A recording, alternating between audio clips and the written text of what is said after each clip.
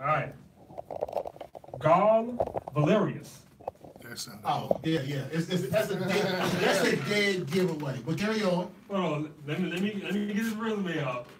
A 5-star drug seller slash admin slash MOD of the quote unquote Dream Market, which is a dark web marketplace hidden on the dark web by the encrypted layers of TOR, was arrested when he was traveling to the United States for a beard contest. He had already been under investigation. Go ahead, Dave. Oh, he's already been under investigation by DEA when he was detained in Atlanta at the airport while en route from Paris to the World Mustache and Beard Championships in Austin, Texas. Steve Harvey won that one. Where he had entered his force of flaming red fur spilling out of his chin and down to his belly button in the full beard category.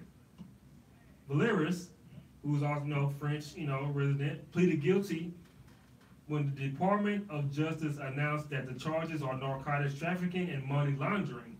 He also admitted to sometimes working as an administrator and senior moderator on what the Department of Justice called one of the largest dark web criminal marketplaces. So this sounds like you picked up where Silk Road left off. And Esteban Loaiza tried to do. If Esteban Loaiza's plug was the dark web, he's a dumbass. Okay? Come on, son. I mean, your name's Esteban. I don't want to sound like I'm sounding, but your name is Esteban. All right. Starting off, Dave, he started off as a vendor selling oxycodone and Ritalin. Soon after... What does Ritalin do? It's for people with like ADD and stuff but like that. I guarantee you a lot of his work was being done by college students, man, trying to cram for them midterms and finals. Yep, and soon after, Dream Market brought Why him. sell so much in May? The Dream Market brought him on as a staffer, where he rose to be the leader and quote unquote organizer of everything. Like he averaged the most sales per day. Yeah, so he was like his PR was pretty high. High PR. War is awesome. The war is awesome. Like, we need to promote you. You heard him slash jobs like that he had? All right. According to an affidavit filed at his arrest, Dream Market is your typical dark web marketplace. It's an eBay-like platform for drugs such as meth, heroin, and cocaine, drug paraphernalia, hacked passwords, and services such as hacking or counterfeit passports. eBay. So we're bidding on this bag of coke? Wow. Yeah. Do I hear 400 for this eighth? No, I have 405. All right, and since February of 2016, DEA agents had gone undercover to buy a slew of drugs. I did a Black History Month. Let me read this list off. 100 sheets of LSD. Awesome. 28 grams of crystal meth. Well, that must be a lot of meth. That's only like an ounce. Now we have a party. And had them all shipped to Florida. Of course, it's Florida. Of course. The vendors' names on the marketplace include Meth for Dummies, Reximus Maximus. Yes. And of course, the new Rhino pill. That's what the new Rhino pill is going to be called. Reximus Maximus and Oxy Monster. Okay. I don't want none of that. I just got a headache. I'll take some Elite. Is that like those perks? Yes. Yeah. Sign something that's over 9,000. Cause like the power level. Yep. All right. According to another affidavit, Oxy Monster's profile said that he worked out of France, but shipped OxyContin and Ritalin to anywhere in Europe and to the U.S. In his admin role, he was known for being very helpful to customers. He dealt with the complaints, provide tips on staying anonymous on the dark web, and post the names of Dream Market's official staff. What's the postage to ship all that dope from France to like Tyler, Texas? It won't make it past customs. Nah, it's not. But wait a minute, if they offering this up, they gotta be offering up some safe, They gotta know it. They gotta wait. Some guaranteed, some safe words. But I'm saying like some guaranteed passage. Yeah, that's true. It had to be something. Okay. Man, this story is awesome. All right. Here was the thing that really got him caught. He used his real email address to sell payments. We're done. The agents tracked incoming and outgoing transactions from a Bitcoin address Of course. associated with sales on the site and discovered that most of them went to Valera's on localbitcoins.com. While the investigators knew who they were after, they couldn't get at him while he was in France, unless that is they attempted to extradite him or simply lucked out. Valera's unwittingly opted for the latter, handing the feds a 4-leaf clover and himself on a silver platter when he left France to do this damn beer contest. And then once they saw he was in Atlanta making the plane transfer, Probably had a that's nice, when they got him. probably had a nice Fu Manchu, man.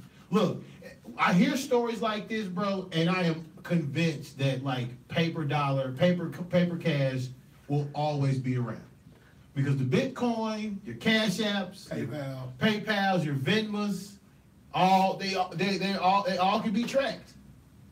Bank transfers all can be tracked. Sentencing is set for September 25th. Goodbye. Yeah, prosecutors and defense attorneys agreed to recommend that the U.S. District Judge Robert Scola impose a 20 years prison sentence. Yeah, I bet it You guys is. have heard of chewing off forehead?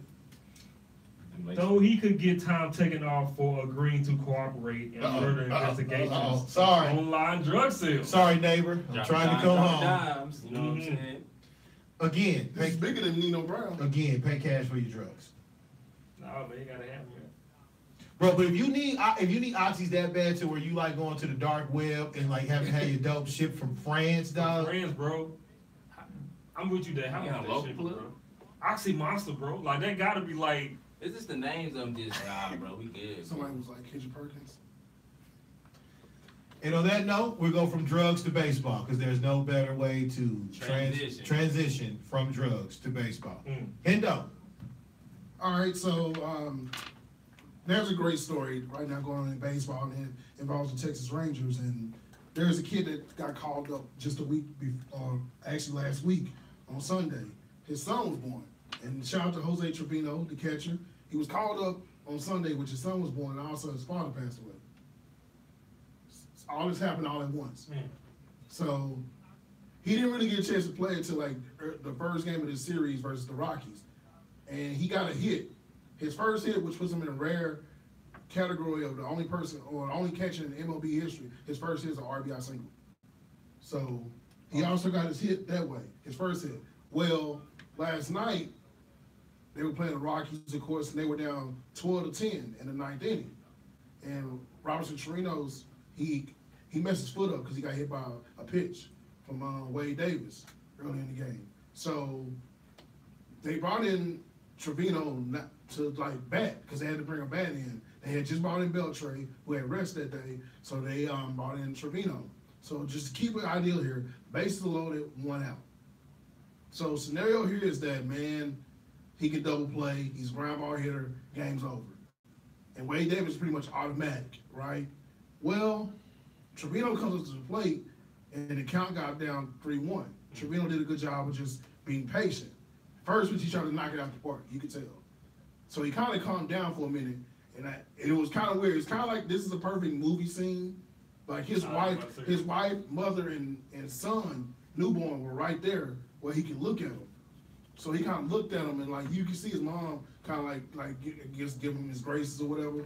And next thing you know it, he hits a pop fly in the middle of like nowhere in like left center. When they did the shift, nobody was over there. So like he got the game winning hit. So his second hit, his first hit was a RBI single to tie game. His second hit was the game winning single. Wow. And after the game, I had a chance to talk to him, and I asked him, I said, you know, this has been a crazy week for you. He said, yeah. He said, you can't imagine, like, on Saturday night, you're in Round playing MLB The Show, and then all of a sudden, Sunday morning, you wake up, everything's happening. You lose a family member, you gain a family member, and then you're getting called up the same day. And, of course, the Rangers gave him time to say, hey, if you can't do it, don't do it. But his mom was like, this is your chance. And he comes into this game, and it looked like he had confidence. And after the game, a couple of like Rockies players, Charlie Blackmon and like Trevor Story, they were like they had never seen anything like this before. Like he looked like he had been here before, and like he just looked like the confidence was there. Because you can tell most guys that are young, they're anxious, but he looked like he was there. And after the game, everybody interviewed him. He said he was nervous because he said he had never been like around a group of people that everybody wanted to interview him. I mean, this is a guy who was at multiple Gold Gloves at the minor league level, considered the best catcher in his class, but now he's in the MLB. He said that it's surreal that happened. So that was a crazy story, just how like a week you become like a hero. Like everything bad can happen on one day, and then you get called up. That's the last thing you're worried about. Now, all of a sudden you're like a hero. So he got a lot of love from like a lot of people that were there at the game. A lot of former players across the league, they come and cover these games. A lot of the Rockies players, they gave him love, and they didn't know the situation until they found out about his dad. And it was like, man, this is weird how you, son and dad, all that happens at once. So his dad never saw him, never saw the kid. So great story from Jose Trevino. They don't know what they're going to do right now. And it's a weird situation with the Rangers, which, the Rangers right now in a situation where they get Elvis Andrews back this week. Well, they got to make what they call a pimp decision, right? Okay, lay out the options as far as what they can do. Okay, so I asked Bannister a question about that. So I said, what do you do in this situation? And this was off like the media lounge stuff. He was just hanging around. I said, so what do you do in this situation? You got Connor Falefa, who's the younger they brought up playing third base, who can play all positions. By the way, Connor Falefa is actually a catcher, natural catcher. And then he can play all positions. And then you also have Jerson Profar, who's been amazing thus far for all fantasy baseball people, who's finally stepped up and he plays shortstop. And the last time they did this where they moved Profar around a whole bunch, he started struggling. The confidence went away, I guess, or whatever, and he didn't do the same. And then you have a scenario where Profar is a natural second baseman, but the guy you got playing second base is not good. And that's Rougned Odor. And Rougned Odor is struggling right now, but the problem is this: you're paying him $15 million a year. So you can't just send a AAA player down for $15 million a year and just say, well, you can, but it's going to be kind of weird how that's going to work. Considering what the Twins did. Yeah. But single A. Yeah. So it's a weird scenario because I think the Rangers have found a young nucleus because they already said they're not moving Guzman. They already said he's the best at that position for them defensively, and he's getting better with his bat. And they don't want to move Falefa, who's earned his playing time by playing every single position possible. And also, you found a position for Gallo in left field. And Delano's doing a good job in center field. And Mazar is obviously one of your best players. And now you run a situation where not only is Elvis back, Beltre wants to start playing third base again. Yeah. So the problem is going to be now, I think what they're going to try to do, if you ask me today, I think they're auditioning Beltre to be traded. Because I think that there's no way they can go into like a next season saying, okay, we got Beltre in this roster for 1 year. Because to me, I like the idea, like D.A. was doing this for years with the Lakers. Last year, he started doing this. Let the youngest play. And this is something that Byron Scott failed to do. Then when Luke got here, everybody plays 30 minutes. You know what I mean? 40 minutes. So I feel like let the youngest grow. It's growing pains. You're not going anywhere this year. You're not going to be able to beat the Angels. You're not going to beat Seattle. You're not going to beat Houston. So just let this be the growing pain year. The next you come in with a clean slate with those youngins. Thanks, man. Well said. As of now, my dad said they sent Trevino down. Yeah. Odor is on the bench tonight. Profar at second. So does that mean Elvis is back? Yeah, Elvis is back tonight. Yeah. All right. Yeah, which I agree with. The Trevino thing is interesting because it's a feel-good story, but he wasn't ready, and he knew the situation. He's a mercy catcher in most cases. Trevino's obviously had his MRI and it went well, but man, like if I'm all for it, last night Rangers had an average lineup with those youngins over. But if you took Beltre out the lineup, they were age 23. Hey, it's always beautiful to lose with youth. So good stuff, man.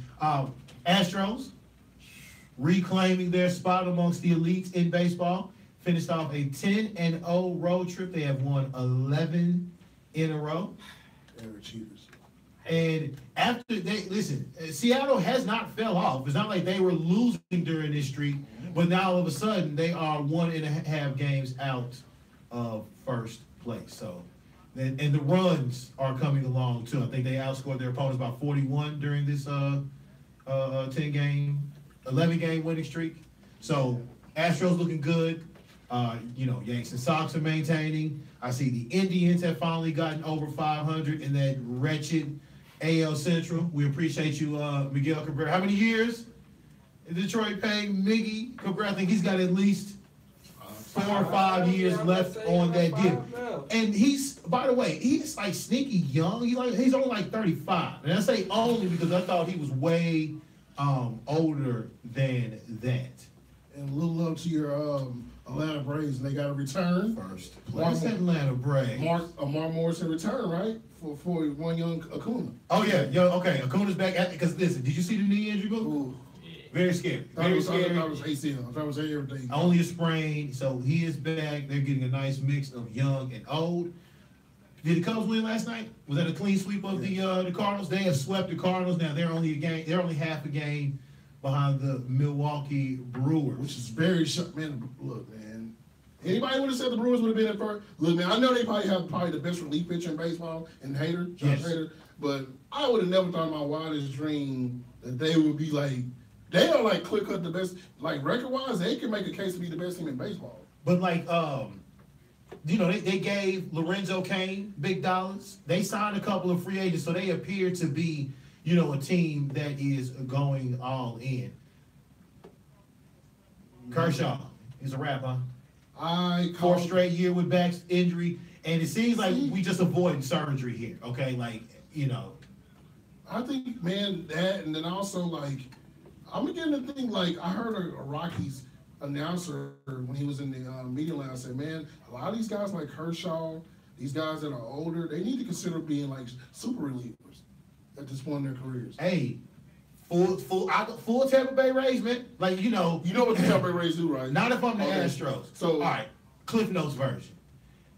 In lieu of a 5th starter. Now, see, the problem with the national media is they're thinking that this is going to this is going to take over baseball rotations. But if you only got 3 good starters, right? In a weekend series, they pitch Sergio Romo back-to-back games to start, okay? Because the numbers have suggested that the highest scoring innings in baseball are the first inning. The best hitters are your 1, 2, and 3 hitters. That's why, Harper, despite his struggles, is batting like 3rd, okay? You get some of your best players hitting leadoff. And they started Sergio Romo. He pitched the first. I think he pitched the inning the first game, and he pitched an inning in the 3rd or 2 in the 3rd, something like that. At least got through the first part of the lineup. Then the starter took over. The scheduled starter took over, pitched 3 to 4 innings, and then the bullpen finished it off. Yeah, and I think that helps with the health, and also it's strategic because then you don't get an idea with the relievers because a lot of those relievers they just throw hard. But in Tampa Bay's case, other than Chris Archer, Romo is one of their best pitchers. Yeah, he's arguably their best pitcher. And like the Rangers situation, like for instance, one of their best pitchers is Alex Claudio. He's a very good pitcher. And Claudio and Jesse Chavez gets a lot of innings. He's a very good pitcher. The problem is this: he comes in late in the games when they're down. So they tried this idea once with the Rangers where they did it, and Chavez did good. Then all of a sudden, here comes Bartolo.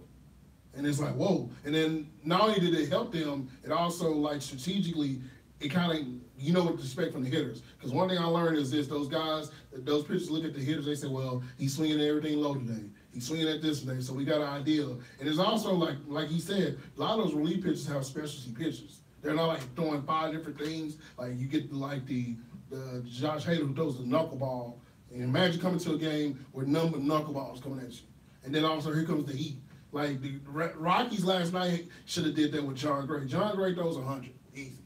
The problem with John Gray is this: he burns out in the 6th or 7th inning. Imagine if you could have had Wade Davis the first 2 innings, who did a good job until the save was blown, and then here comes John Gray. Or better yet, what Kurt told JaVale, hey JaVale, just give me the hardest 12 minutes that you got, okay? I don't know how they're gonna be stacked or whatever, but if I'm telling John, is Walt White still there? Who's their man? Bud Black. Bud Black. I'm Bud Black. I'm just telling John Gray, hey man,